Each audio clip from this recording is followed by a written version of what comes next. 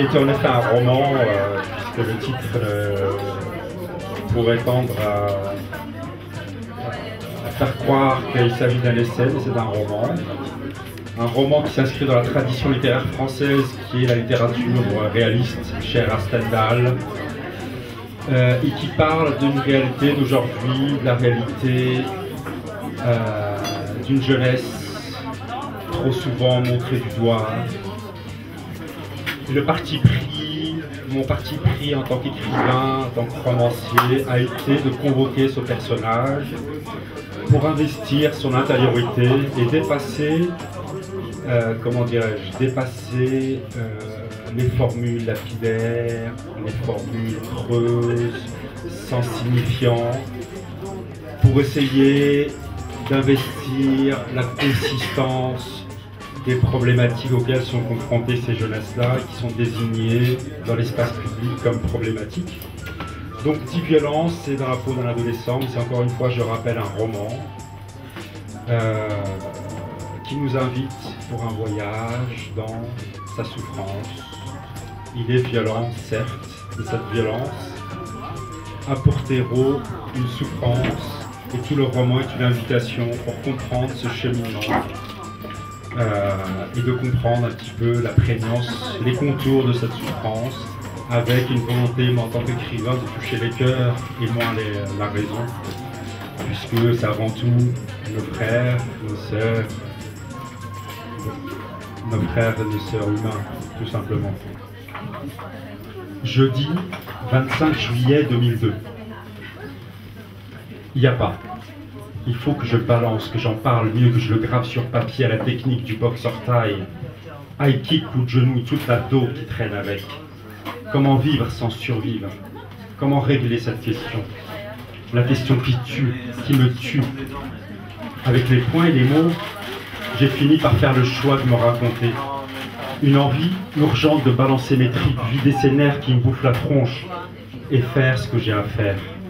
Les mots, il faut que je les balance comme je balance mes poings et mes jambes sur le ring. Pas de blabla, pas de cinéma qui te bouffe ton jus, du punch bien lourd et qui sonne, du vrai, de l'authentique. Une bonne dose d'instinct et quelques larmes de raison. Des mots qui suintent les nerfs, ceux qui sont gravés sous forme de rides entre mes sourcils, ceux qui me rongent le corps au point d'en péter les plombs. Pas de détour ni de contour, cracher le morceau pas digéré et qui m'étouffe. Une envie urgente de me vider, comme lorsqu'on a super envie de pisser. L'ambiance est bizarre dans ma tête en ce juillet de l'an 2002. Le Pen, au deuxième tour des élections présidentielles, les Twin Towers explosés dans un spectacle télévisé en direct live, des images d'hommes égorgés sur la place publique en Afghanistan, des pétasses qui se dandinent comme des asticots en criant qu'elles veulent réussir à Star Academy, des gens qui pleurent parce qu'une tempête a mis à terre leur vie, des gens qui manifestent et qui hurlent dans un dernier râle, tout comme les bêtes qu'on égorge, leur révolte face aux plans sociaux dont ils sont les victimes, des émissions télé où des gens viennent donner leur misère en spectacle. C'est à se demander comment on arrive à gérer tout ce flot d'images et de misère dans nos têtes. Putain, quel monde de fou. C'est à prendre sa télé et à l'exposer contre le mur pour oublier tout ce merdier et s'en foutre. Mais le problème, c'est qu'en bas de mon bloc, c'est pareil qu'à la télé. Putain, dans quel monde de ouf je vis, ou plutôt je survis. Et malgré tout ça, l'enthousiasme et l'euphorie étaient à leur comble le soir du 14 juillet. Les feux d'artifice grondaient comme des canons et faisaient frémir les vieux qui se remémoraient le vacarme de la guerre mondiale. Les Gremlins, les gamins du quartier, trouvaient là le moyen de faire chier leur monde pendant 15 jours. Et il faut savoir que les Gremlins d'aujourd'hui n'aiment que les gros pétards qui font vibrer les immeubles. Et ils affectionnent tout particulièrement de s'adonner à cette activité à l'heure où les gens dorment. Et personne n'osait les engueuler par peur de devenir leur cible, chacun subissant les grondements de leur pétard et en espérant qu'ils finiraient par s'arrêter. Mais ils ne s'arrêtaient pas. Ils prenaient un malin plaisir à manifester leur toute-puissance, et les fusées aussi pétaradaient dans les airs près des fenêtres. Les adultes sont devenus peureux, ils sont effrayés par la violence de leurs mioches.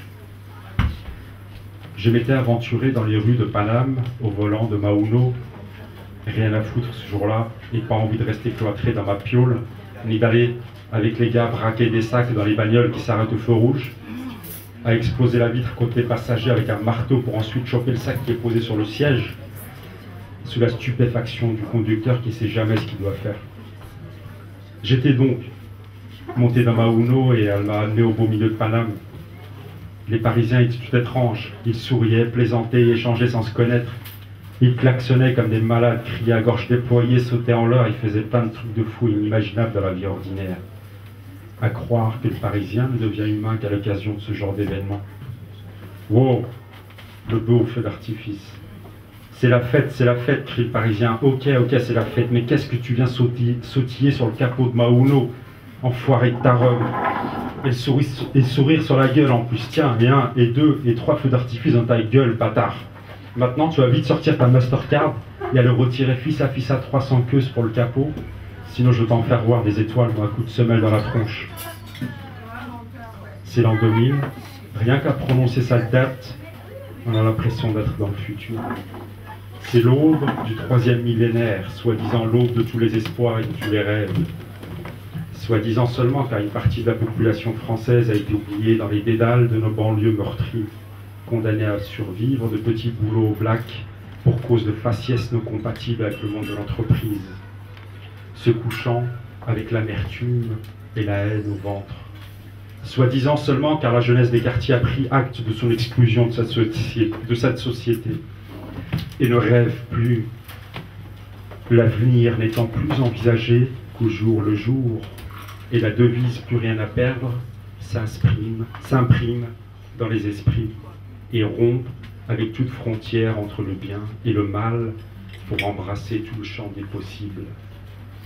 Et c'est la guerre, comme ils disent dans les journaux, la guerre du monde libre contre les terroristes obscurs, diaboliques, barbares et barbus. On nous prend vraiment pour des cons. Je m'arrête là, si vous voulez bien.